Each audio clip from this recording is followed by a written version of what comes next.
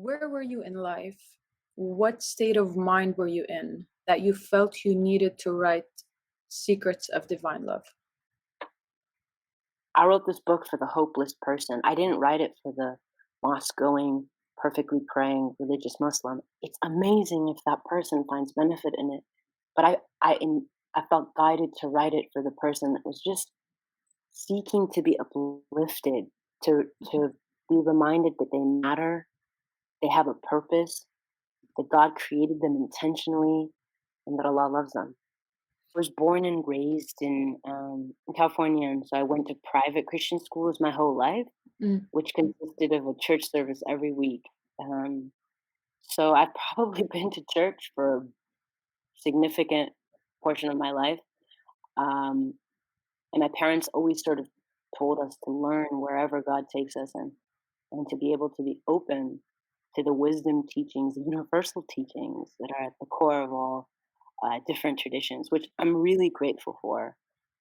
Just having more contact with the Muslim Ummah and seeing that there are so many people who love that, but there's also pockets that people just completely ignore any mm, teachings that aren't from the ones that they grew up learning, which I think it prevents you from experiencing the diversity in this world. I think I was learning from a lot of teachers. I was sort of traveling around the world and just taking in a lot. And I've always been a note taker.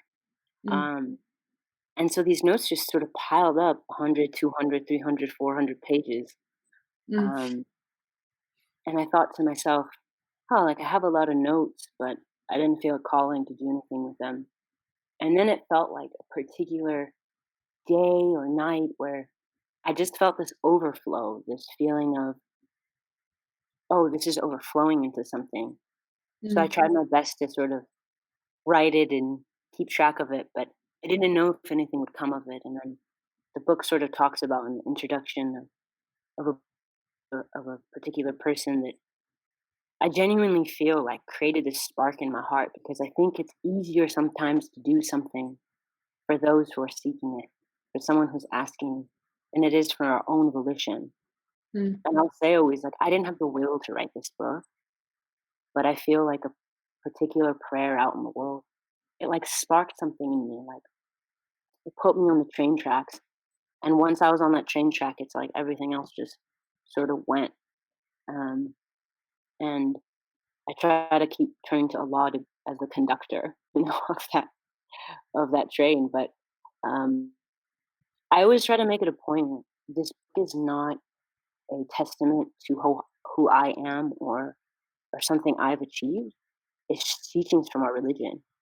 Um, I'm as much stumbling along the path as anybody else. Mm. I think what's uplifting is that these are the teachings. These are from the tradition. It's from the Quran. It's from the Hadith. It's from the Sirah, the biography of the Prophet.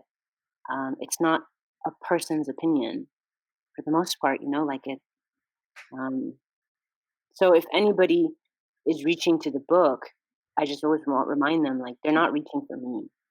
So the desire to know me is it's really just you would never buy this book if it was Helwa's ideas. You know, Yeah. you're reaching for a relationship with Allah, I imagine. Yeah, I just felt I guess my state of mind would have been I was open to the possibilities of being used for something that I didn't have the capability to accomplish. Okay. And I think it's really important to say because a lot of times we think that God calls capable people, and I think He just calls available people. So if it's like if Those you who are accepting to use their exactly power. just being open and saying, "Is there something I can do?" And it may be go sweep the floor. It may be you know go give a speech. But whatever it is, it's like it's as important as any other task that anybody else is being guided to do. And when you started writing the book and you took up on this calling, what was the intention behind it? What when someone was picking up your book today, or when someone is picking up your book today, what do you hope, and what is the intention that you hope they receive? That they're loved by Allah, no matter who they are, no matter where they are, and no matter what they've done. That God's love is not dependent on their actions, but at the same time, their actions sometimes veil them from experiencing God's love. And so, whether somebody believes or doesn't believe, it doesn't make a difference into how I view them. Mm, It makes a difference in how they consume information. But as far as my perception of them doesn't change. How could it change? If Allah, the creator of the universe, decided someone was worthy to create, and not just create, but every single moment breathe through that person to give them life, to sustain their life, how could I decide if they're worthy or not worthy? Or if they have space or don't have space to exist? yeah. Did you ever question your legitimacy concerning writing such a book, filled with, explanations and visualizations about Islam? Were you worried, self-cautious? Did you go through this kind of phase when writing your book? I would make that question present from did you to do you because I feel like every single day I think that. Okay. Every single day I question my legitimacy. Every single day I feel unworthy as far as my knowledge, my understanding to have written a book like this, to speak about a book like this, because I feel like I don't know if there'll ever be a day where I feel worthy about talking about the words of God. Mm, And and so I feel like in the beginning it was really hard because I felt like it was imposter syndrome. And, surrounded by sheikhs whose beards, sweep the floor, or these like very yeah. religious figures. But then a friend of mine uh, told me, she's like, that's the best place to be. Like, hold on to that place because she's like, if you turn it to Allah, then it can transform it into a sense of surrender, submission, neediness. And neediness is exactly how you want to meet the creator of everything in existence. Like, you want to come to him needy. And so Mm, she's like, use your poverty to actualize and experience Al Qani, the one who's rich, you know?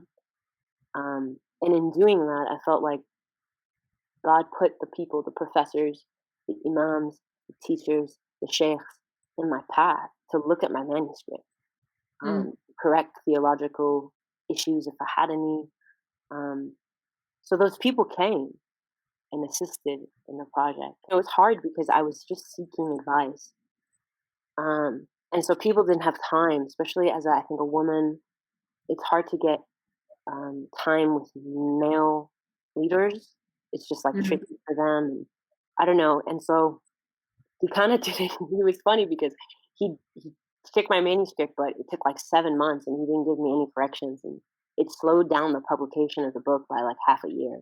And I was like, he must be busy. Like he's a busy person. And it was funny because 2 months after it came out, he sent me this email like, your book's all over my WhatsApp chat, and a bunch of people converted or reverted, and I can't believe that. And are you going to make a version for children? I want my kids to read it. And it was, for the most part, I would say it was amazingly positive. One of the pushbacks I get is God's love is not unconditional, mm. um, and so they kind of cite all the reasons why not, and I feel I have evidence, and then note sections of my book actually is filled with evidence. There are many people around the world who leave Islam or their religion, whichever belief it may be. I mean, due to the way it's taught, with demand, aggression, force, black and white, and more so because it is very much entangled with politics, um, and it is taught in a way of fear rather in the way of love. Um, what's your perspective on this certain topic, and what do you tell those individuals? There's a story of the sheikh and somebody came to him and he had left Islam and people didn't know how the sheikh was going to treat him and the sheikh listened to him and he said that you did the right thing leaving this Islam that you followed because no heart that is conscious can hold that reality that you were watching and witnessing, which was the reality of this harshness, this anger, this punishment, this fear, all pumped in. He's like, that's not the religion. You didn't leave Islam. You left an illusionary version of it. And Mm, so and then he goes on to say like he's sharing this love-based approach and it makes sense to the soul. And I think for a lot of us, the ruh, the spirit, the fitra, the primordial essence of goodness inside of us, we know the truth when we see it. We know the truth, but we're encompassed by these veils of judgment and the way that actually Imam Ghazali says that half the weight of disbelief is because of imams whose speech is so horrible that it pushes people out of the faith. And for me, it's always like that's my great fear in life that I would say something on my page or I would say something in my book and it would turn a person's heart away from God. Like I don't have the ability and I don't think anybody does to stand before Allah and say, I did that for you. Like I feel like that would be a hard day to face. And so for those who leave Islam as they've experienced it, and if they came to me, first of all, my role is not to convince them of coming back to the religion. My role isn't to think that I can save them. My role is to love them, to create space for them, and to trust that if Allah wants to guide them like a flower when the sun kisses it, it blossoms. Like I can't do anything. As a human being, what are we doing? Can't the water doesn't come and the sun doesn't come and the soil isn't there. We can't grow anything. yeah. So it's just saying like this person, I'm gonna love them. I'm gonna be good to them. And if Allah chooses to guide them in this way or that way, like that's Allah's uh it's part of his will. Yeah. Do you believe that um, a person needs to feel like they want to be guided for them to be guided, or can a person who does not want to be guided be guided? What is your perspective on that? In the Quran it says that those who turn to Allah, Allah guides them. Mm, And a lot of times we think that turning to Allah is looking at the heavens and saying, God, I need your help, which it can be. But Allah has 99 names, meaning He has all these qualities. When you, activist, turn to justice, when you lover, turn to love, when you serve person who gives in service turns to compassion, like you are turning to a name of God mm. and you're calling upon the name of God. And so I feel like even that turning potentially could be a turning to God. And so I think Allah, like, I mean, I know this sounds ridiculous, but I feel like He rigs the system in our favor. Like, Mm, if you're going to say God is unfair, I'm going to mm, agree with you with this asterisk of if you see justice as getting what you deserve, then definitely God's not fair because He gives you far more than you deserve. mm. So He's unfair in the most fair way, like, Yeah. and so I think that just being reminded of that you can't turn to a place that God isn't there. For many people who believe in energy, in a divine, but not in a religion, in your perspective, what is the difference between the two, between energy of science and between religion? Well, I feel like it's interesting because the word religion, deen, as we translate it, is actually debt, the debt we pay. And so the word deen is not we translate religion, but really it comes from this root that means debt. That God is giving you everything, including existence and a body and soul, and you Mm, bear this debt to serve His creation and to know, love, and worship Him. It's this debt that we're. So when we go to science, science is talking about how things move, how things grow, how things come about, but it can never answer the question of why. Science can never tell you why you are here. mm, It can just tell you how things came to be, and it can't even tell you how the original ingredients of existence came into being. mm, There's this funny story of a biologist, and he's having a conversation with God. It's obviously metaphorical, and he's like, "God, I finally found a reason why you don't exist, and I can prove it." And he says, God says, "Okay, I'm listening." And he says, "Okay, so if we take this, you know, these atoms and that," and God's like, "Wait a second, what dust? What cosmic waste? That's mine. You got to use something that's not mine." And his idea is if I could put these parts and pieces into play, then I could create existence. But what bang? Where did the bang come from? Into what space? Into what time? You can't explain those things away. And so I feel like this notion in Islam, it's saying, okay, these are how things may have come into being, but why are you here? Mm, And why is there gravity? You can tell mm, me how gravity exists, but you can't tell me why it okay. Your voice is cutting. is famous. Okay, one Quote this in the what Helwa, book. your Mhm. voice cut for a minute. So I just wanna go Okay. back to where it stopped. So basically, you can tell me why, um, there's the Big Bang. No, you can tell me how? What was it? Can I you was saying can you like repeat science that? can say like how. It could say, the Big Bang came from the space the size of a pea and Okay, it yeah, exploded into being, but it cannot tell you why that happened. It cannot tell 100%. you why time exists. So if you're seeking for a why, you never find it in science. If you're seeking for certainty, you'll never find it in science. You'll never find Science, it anywhere except in belief, in my well, you'll perspective. never find it in anywhere except for the capital T truth. Because the thing is, everything in existence is empty space. Atoms are 99.9% empty space. So if you're looking to be filled, as they say, God-shaped hole, that God-shaped hole, you're looking to be filled. How can you fill it with another thing that's 99.9% empty space? Mm, mm, That's why the significance of the linguistics of the Quran is mind-boggling. That Allah refers to Himself as a samad or ahad, the one who is filled, that there's no holes, that He is the one, the compact, the simple one that fills. Everything else is empty space, but He's the one. And so energy is just one of the laws of His universe. It is not God. And one of the reasons why I feel like the new age is inclined towards calling God is because we have wounds around God. We have scars around God, Elohim, Yahweh, Allah, whatever you call him. It's like we have wounds. And so we'd rather take something that has no wounds. And energy has no wounds. So we still long for belief. So we put it there where there is mm. no pain, you know? What can you tell me about evolution? Well, I feel like can get very complicated, the response.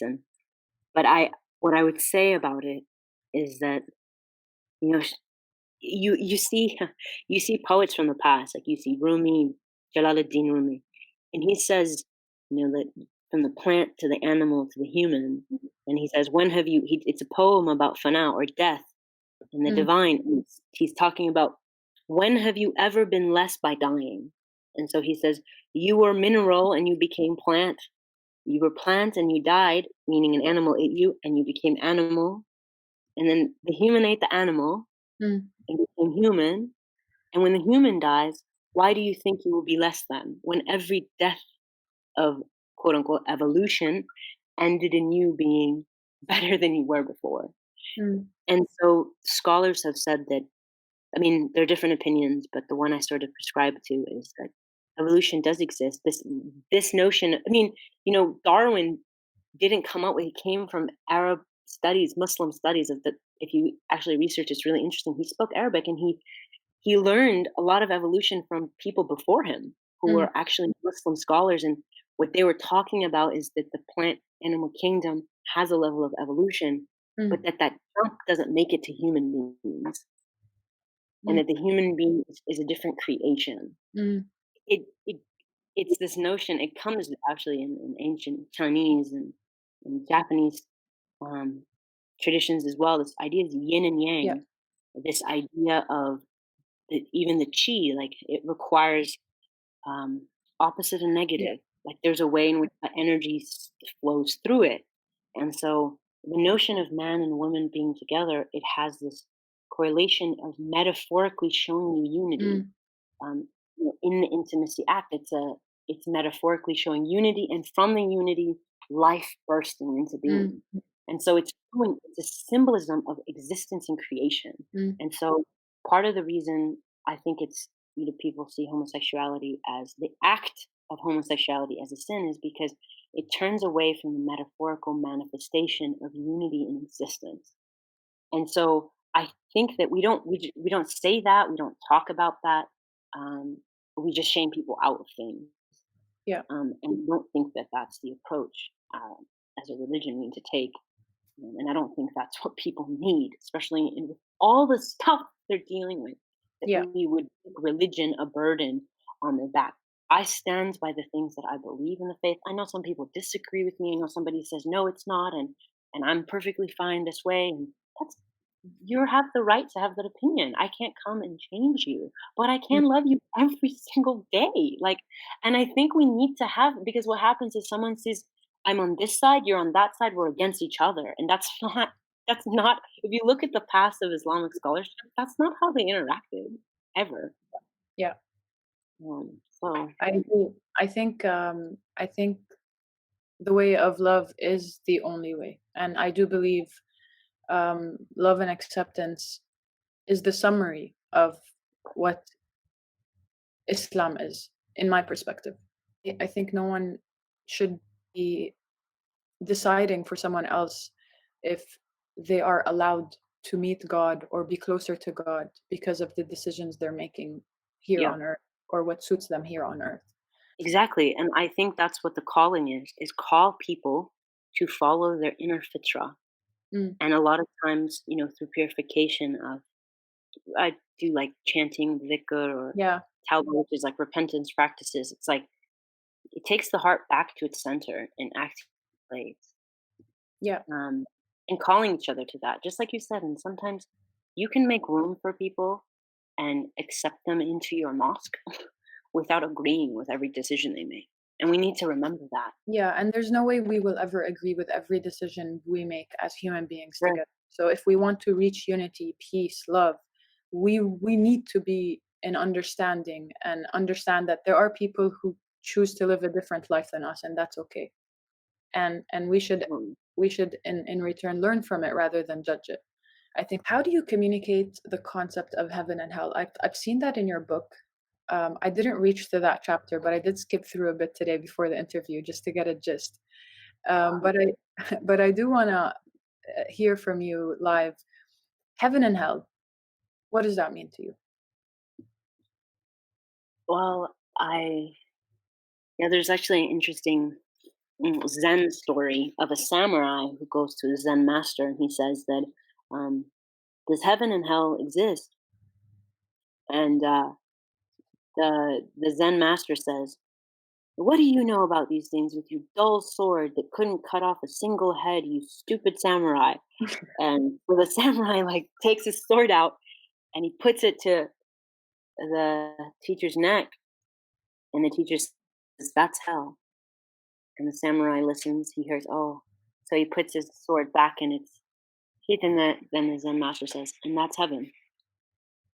Um, but I always love the story because it articulates the duality of heaven and hell. And as human beings, we have this common question that, well, why would Allah create hell? Like, why would He create this realm where we get punished? And Mm, why would there be heaven? And mm, so it's always interesting because at its core, when you really sit with this question and you get to this core root statement, which is, I don't want free will. Because if you have free will, right, God has to give you, you can't say, okay, you have free will. Do you want a hamburger or a hamburger? You, the only way you can manifest your free will is if you have multiple choices. mm, So God's giving you two choices, and it's always two choices and never other than two choices. It's, are you walking towards me or away from me? mm, Every single choice you will ever make in your entire life, I guarantee you, will be these two. I'm not saying that gray doesn't exist, right, in our experiences at all. But here, the two choices of black and white in this realm of what I'm trying to say is that mm, either you're towards Allah or away. There mm, is an infinite gray scale as far as feelings go. So here, Allah is like kind of like if you're walking across the street, right, and people say, why does a car have to hit someone who's so nice? And at what point did you want God to get involved? Did you want God to remove them from taking that step? Did you want God to get in there and move the driver's hand? at what point will you slowly remove free will, Mm, right? And so when God gave us free will, he gave us the choice to turn towards him or away from him, metaphorically speaking, right? Either towards or away. And in creating that, then there has to be a realm that articulates what that looks like. Heaven, as a realm, every description you see is a description of unity, of the desire meeting what it's seeking. It's saying, I live my life wanting this. Now I live in that having of it. And hell is the description. It's crazy how insanely accurate it is of a description of being furthest from that what your spirit loves. mm, Every description, like for example, if I took the person who you love and I threw them on the moon, like, and I said, "What do you feel?" Knowing you're never going to see your lover, your mom, your father, your child, whatever it is, ever mm, again. You would describe what hell is described as in the Quran. You would say, "Oh, my stomach, I feel like it's turning, I feel sick, I feel like I can't breathe."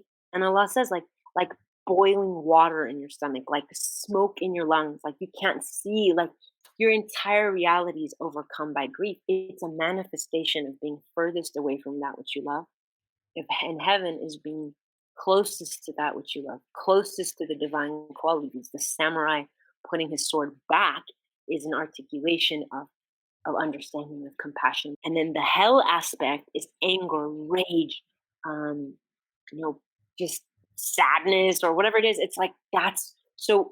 Shams Tabrizi, which is Rumi's guide, says consistently that famous quote. He says that when you're in love, in compassion, you're in heaven. And when you're in hatred and judgment and shame, you're in hell. mm, So there's metaphorical heaven and hell on earth, and then there's the very real places in the next realm. mm. Um, So you believe that we create our afterlife destiny, for example, of heaven and hell. So what we are here, we will be in the afterlife. Well, Allah says there's a verse in the Quran that says, "Eat for that which you've planted in the past." Mm, Like so. I think that heaven and hell arguably are realms we know nothing about. I mm. mean, like for example, if I told you, "I'm gonna give you the best fruit," it's called shabalala. You're like, It sounds amazing. "Cool," like I don't know if I want that because I don't know what it tastes like, I don't know. So God is saying like, "Listen, I know you guys love the sound of water because guess what? You were born and what you came in through water, right? You're mostly water. I know you like water, fountains, rivers, oceans. So I'm gonna show you that there's rivers and I'm gonna articulate that. I Mm, know that you love greenery and shade and people who are beautiful. I'm gonna show you that those are things because I can't exactly tell you what you've never seen or known, mm. so I'm sharing with you the qualities That you of know what already that here realm on Earth. that you already know. Yeah. And so that's it really because people always ask, there's this funny question that, and I guess people who are pet owners can Mm, feel this is they're like, my cat died. It's usually a cat too. My cat died and am I gonna see her in heaven? And I could see like that the love that that person has in their heart for this animal, right? This thing that gave them companionship. And Allah says like that heaven and hell are these are realms made for like that human beings are held accountable in this way, whereas the animal kingdom doesn't have the same freedom of choice. So they're not held accountable. Like you can't hold something accountable when it doesn't have the freedom of have a choice. choice. Yeah. Right. So and I, I mean I hope there's animals in heaven. Like I love animals. And to always remember in that realm, you'll never feel like you don't have something you want. Mm, To always remember that because like people are, oh well, how is this and this and this? And what if my husband died and he has another wife and like whatever. And people are like what if someone had like four wives and then he dies and they're all in heaven? Like who does he have these yeah, what a hilarious dilemma. questions, right? These hilarious dilemmas. But the notion that I would stand by is this is a realm where you'll have everything you want. Yeah. And everything we reach for, really, like everything we reach for is a quality of God. I say that all the time. Someone who reaches for a bottle of absolute vodka and someone who reaches for heroin, it sounds completely crazy to say that they are reaching for a quality of God. They think that heroin is going to give them peace, but really they're reaching for assalam, but they just get interrupted with heroin, right? Mm, They're mm. reaching for the So they're quality of looking for peace, they're reaching out for yeah, peace, but and yeah. they get intercepted by the drugs or the alcohol or I whatever it like is. I like how you put it. They get interrupted by heroin, they get interrupted by the alcohol. Exactly. And so But when they're we see all that just trying to reach out for the same peace of exact mind same and clarity. thing, yeah, exactly. Yes. Yeah, that's insane. Um, how did you find out about the soothing magic of the Quran? What experience took you there? Was it an experience? Was it a calling? Um, and how can people reach that state of truly feeling, unveiling the magic Islam holds, the words the Quran holds? Because for me, I find magic in it. Uh, Mm, to me, it's a feeling. It's not something I can describe to someone. As much as I try to describe, it's not something I'm capable of putting into words. So yeah, how do we achieve that feeling? For me, I have my own experience, and my experience brought me there. And yeah, my mm, experience brought me there. So what about you? How can you inspire people to feel it rather than to try to constantly understand it? Because I genuinely don't believe that. I think the word religion is contaminated. That's in my perspective. mm, I think it's contaminated, and it can be thought about in so many different ways. But then you come to the word Islam, and to me that means peace, surrendering. That reminds me of surrendering. But then you come into belief and feeling. That's another level that is a bit unexplainable, and you have to truly connect with it. How can you bring people to understand that belief is a feeling, and it's not something you're going to get through understanding it through facts, through actual science or paper? It's something that beyond that. How do you get people to see that? mm. That's a wonderful question, and I'm really curious about your experience actually, as well. Um, if you'd be willing to share too. Of course. But I I feel like the first thing that happened for me is when I was starting on the spiritual path and started to find, wow, like this religion is really beautiful.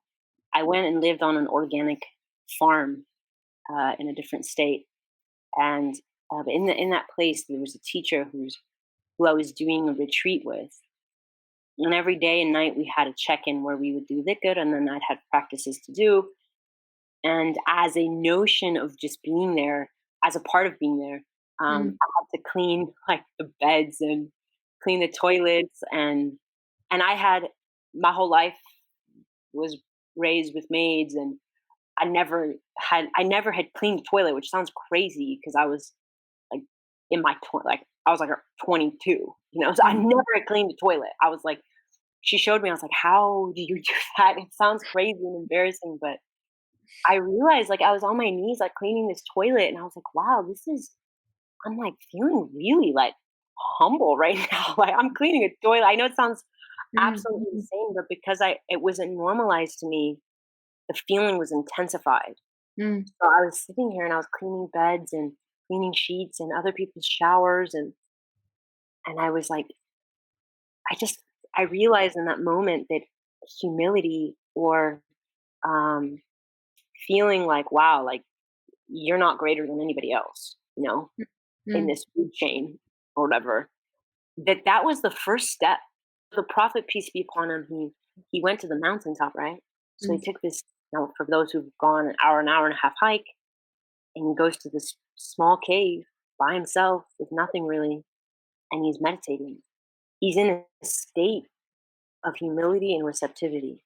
And mm, that's the state in which revelation comes to him. So we have to take that as a lesson. Like, what is that? That humility, that surrender, that meditative, contemplative state. To me, that begins the journey. And then yeah. in that same stay, the next thing that happened is I was sitting with this big Quran, and I asked Allah, like, what is this book about anyways? Like, what is this book? I put it on my chest and I just made that prayer. Mm. And by the time I woke up, I felt like a different person. Wow. I was like, it was almost like the broadcast was on one channel, and all that prayer, that dua did was just tick, just Mm. one little tick, and now I'm like in a totally different broadcast. I'm like, what? This is on the same radio station of existence called the radio station of reality, and it Yeah. was this whole nother station. And so I realized when we come to the Quran with our judgment, the longing to debate, the longing to figure out, the longing to describe, understand, we're bringing our own self into it, and we're Mm. staying in our own broadcast. But when Mm. we come with dua, when we say, Allah, help me be humble, how can I be humble? Okay, go clean floors. I gotta clean a few toilets, lots, like whatever it is. And you put Yeah. yourself in a different station of Yeah. receptivity. And that's the last thing I wanted to say. But the last thing would be, you don't get to experience the Quran. You don't get to understand it. You just, your only role is to be open to what Yeah. Allah wants to give you. Receive it, whatever it Exactly. has. Absolutely. And so I think a lot of times people, oh, how do I convince this person of this? I'm like, you don't need to convince anyone. You need to be receptive to receive it first. Mm. And then you live it. What about you? I'm curious about I your. feel, yeah. So for me, curiosity got me to where I am. Um, Mm, I I am someone who is very curious about life. I question, I think, literally everything. mm, And growing up, I grew up in a Muslim family, surrounded by people who pray, who fast. But I also had atheists in my family, Christians in my family. So there's a lot of different. I have knowledge about a lot of different perspectives, a lot of different beliefs. No judgment towards one another. Everyone does their own thing, mhm, um, and that's something I truly respected about my family and growing up. Um, Although obviously when you go to school, there's a lot of teachings about Islam that is very much filled with fear rather than love. And mm, growing up, that was to me a huge question, a question mark. If you preach about God's love, God's mercy, God's peace, and then there's a contradiction of if you do one, two, three, you're going to hell. If you just so much fear, and the way that it is communicated was the mistake. So the mm, way that you're teaching me this concept is the mistake. It's because they themselves do not understand it. They themselves do not feel the this oneness and connection, mm, and that I feel today. Um, Curiosity started my journey, and I've definitely went through so many different paths, trying to understand every aspect, having different conversations. But slowly, alhamdulillah, I've reached that point is feeling. mm, When you feel the love of God in your heart, when you see how your life is changing, how things are just mm, puzzling up and coming together, how when you are in the lowest of lows, nothing but the word of the Quran gets you out of it. When I genuinely had tried every other thing, but nothing but that sound got me out of it. To me, that explains things way more than proof, way more than science, because it's something I'm experiencing in my heart, in my mm, life, firsthand. So, although this is not proof to others, and although this can be argued that this is how you feel, it's because what you believe. But on the contrary, I never knew that this feeling existed. mm, Genuinely. I never knew that this connection existed. I never knew that this type of magic existed in a book that sat next to me while growing up and I never looked at it. mm, So No, it's not because I believe. It's because I was open to feel it, to feeling it. I was open to receiving whatever you had to give me because I was in so much pain. I was in so much I went through so many experiences that caused me the kind of pain that makes you reach to a point where you want to give up in life. Whether it is suicide, whether it is why am I here, whether it's extreme questioning of existence, an existential crisis that is to that is to the extent of wanting to commit suicide. Mm, So when you reach that extent, nothing can get you out. And I promise you when I say nothing can get you out, except your mm, strength of your mind. And that strength, we do not get it alone. I genuinely don't believe we are capable of getting that strength alone without the help of energy, divine, God, whatever mm, people want to call it. There is something that helps you strengthen your mind, that helps you perceive life differently, that gives you answers, that gives you peace in your heart, that soon after starts telling you, you start telling yourself, actually, I don't care why I'm existing. I don't care why I'm here. I am here and I am going to live the best life and I'm going to experience it the way God was meaning for me to experience it because life is happening for me. wow. He created all this for me to enjoy it. And here I am questioning it. Why? What a waste of time. Why am I wasting my time? And I reached that point only when I felt that he is telling me, by the way, look around you, look up, look down, look left, look right, look at the people that surround you. I gave that to you, and you're still questioning instead of Mm, enjoying. You're judging, you're listening to people's perspectives about my words. Don't listen to people's perspectives about my words. Close your eyes, ask your heart, and that's your answer, whatever you feel. wow. And this moving on is how I live my life. I unlearned Helwa everything I was ever taught because everything I was taught was based on fear. Everything I was taught was based on lack of love. And that's unfortunate. But today, I'm fortunate enough to have found it by unlearning it and relearning everything just by the simple fact of closing my eyes, listening to my heart, and being open enough to receive whatever it is you want to say it is, whether it's God, energy, divine. Again, I say, all you need to do is be open. Be open to receiving, and you will receive it. And I Mm, think that's the only argument in my perspective that I can give people, or only perspective that I can give people, because those who are closed off, they won't listen. And they're not here mm. to listen. They are here to argue. So true. Subhanallah. So why should I contaminate myself by speaking and speaking about the feeling of magic that I feel? Why belittle that feeling? Hmm, I don't need to belittle that feeling because it's clear all over so many people's faces. They do not want to receive. There's hmm, something they're not receiving. They don't want to receive. There's a block. Once that block is removed and they truly within themselves accept that, okay, you know what? I surrender. That's all you need to do, really. Surrender. Surrender to the questions, surrender to the earth, surrender to everything. You are not in control.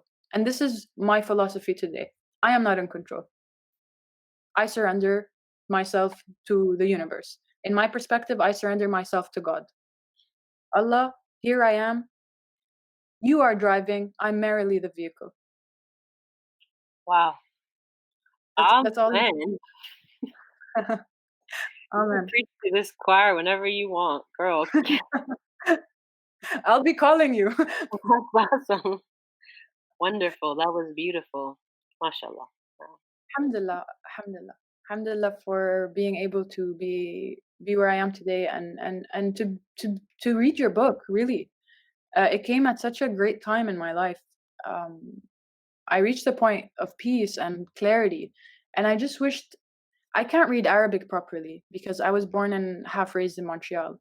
Mm, So, yes, when I read the Quran, I feel it. That's a different story. But I can't understand the words the way you somehow translate them in your book. And mm, this is why I love reading it, because I'm finally understanding more and more the feeling. Do you know what I mean? I mm, feel already what you're writing, but I never was able to put it into words because mm. I can't write or read Arabic. Well, I feel like you it's actually very beautiful. I just was Bismillah ar-Rahman ar-Rahim, just sitting with your articulation and but not even your words, because they were beautiful, but even beneath that, it's like they say is like the silence between words gives them meaning, and it's like you've experienced what you're speaking about. You living what you're talking about, and that's so it's a rare thing to have. It's Mm. beautiful, and whatever you may see in the words that you read is just reflecting to you that thing inside. And just like you said, it's like, oh, you have this feeling, you've had this experience. You're reading your own words, really, if you think about it, because You know, everything's from Allah, anyways. yeah, I do believe that you are my mirror and I am your mirror. And I believe that everyone around us can be used as tools for us Mm, to mirror one another. I definitely do feel like your book is my mirror and that you as an individual, you're my mirror. Um, mm, and you have showed me a beautiful side of myself and of my belief and of my peace. And you have really reflected through that mirror my feelings. alhamdulillah. It's a gift. I'm happy my mirror is so beautiful. And Yes, it's a blessing to have. no, I'm just talking about I'm looking at your face and your heart. It's like if we're mirrors, I'm grateful for that because you've definitely walked sincerely. And my deep prayer is that Allah continues to walk you, continues to allow you to be a beacon of light. And in places I feel like you go to places where people are needing something or longing for something, and you represent that with words, in silence, with holding space. And I think this world really needs it. Muslim, not Muslim, whoever. They just need that. People need light. And I Yeah, pray that Allah protects your light and amplifies it for you, inshallah. I mean, and hopefully yours too. Thank you so Um, so we're gonna go into other questions. much. Okay. Where is your peace and clarity found? And how did you come to find it? And have you ever questioned your sanity? Hmm. I love you. Just get right in there. Of course. um, so the first part of where I get my peace and clarity, I think for me, it's been more a feeling in stillness when I have a moment to be still. And, and there's something about when you're still, everything around you slows down too. There's this practice, this sort of funny practice for some people that I do that honestly has nothing, it's not based in the Sunnah or the Quran in a specific way. The Prophet, peace be upon him, didn't tell us to do this. I just, after prayer, one day I was praying and I laid down on my back, like with my Mm, everything flat. mm, I felt gravity press my body against the earth. And I mm, just let it do what Allah had commanded it to do. And as my legs and my arms and my shoulders hit the earth and just relaxed, I started to realize that I'm on an earth and that earth is spinning ever so, well, quite fast actually, but in our perception, slowly around yeah. its axis. So I sort of started to imagine the stars like moving, like I'm moving in a circle, but I'm looking at the stars moving. And then I felt this earth move around the sun. And in Mm, a moment, I took a ride around the universe and I felt how beautiful these huge, huge planets and creations in space are moving without anyone telling it to move, without any human government, the Mm. governance of Allah. And I took a ride on the earth around the sun, in a sense. Um, and I felt how small I was, but how great the experience was. And I That's thought so to beautiful. myself, this is what peace is when you acknowledge that you're surrendered. And I noticed that I return to this practice every once in a while, and you try it out. It's actually quite fun. It's like, especially in COVID, we can't travel, right? Bringing them out all the way. Yeah, yeah, COVID yeah. free travel, cost free, COVID free travel, no That's epic. passport needed. Yeah, so, I love that. and then the second question, I think it was the second, was, have I ever lost my sanity? Right? Yeah, or do you question your sanity, or does Question. darkness overtake? And when it does, what do you do? Great question. Definitely have questioned my sanity. Um, I think I often do.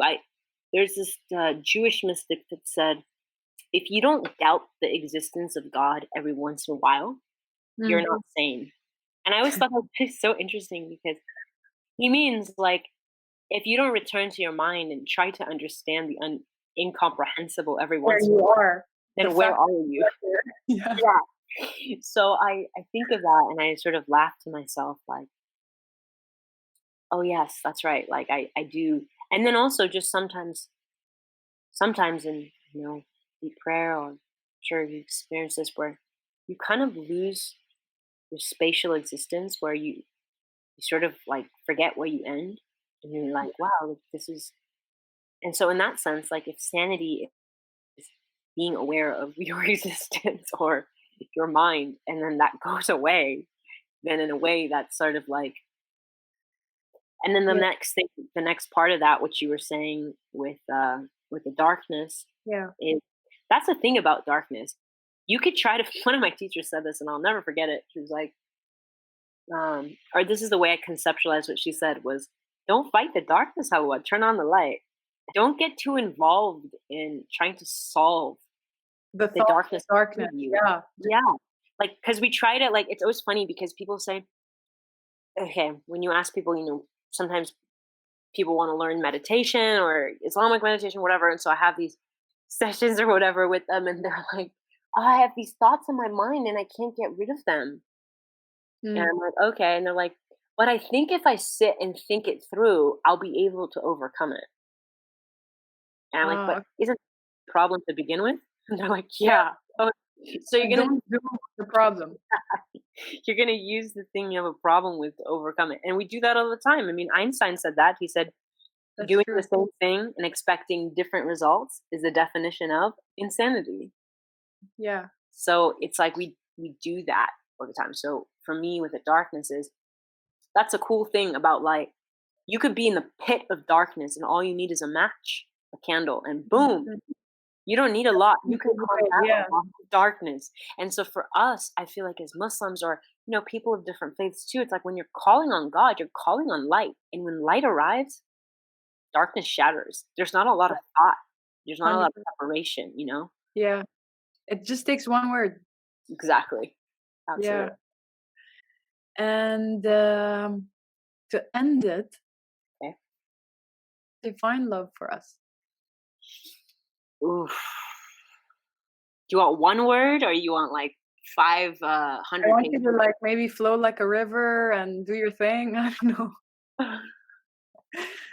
Okay. For me, love is and always will be death. Um, Wow. so I always start with that one word. It always will be that. It will never be anything other than death for me, because to be in love is to be with the one.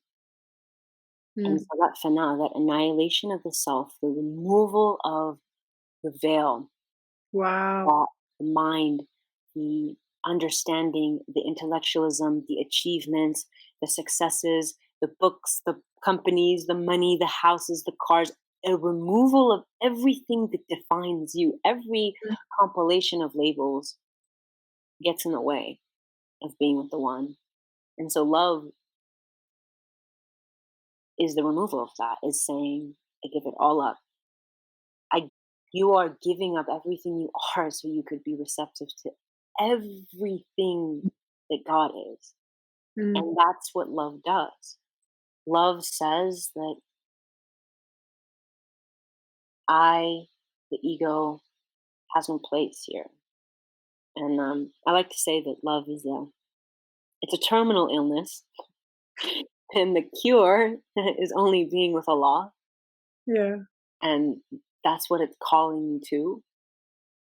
And I think that if you're talking about human love, Mm. what real love is between two people is the love that, like you said, mirrors one another, Yes. veils the faces of God, and Mm. walks you on the path of God.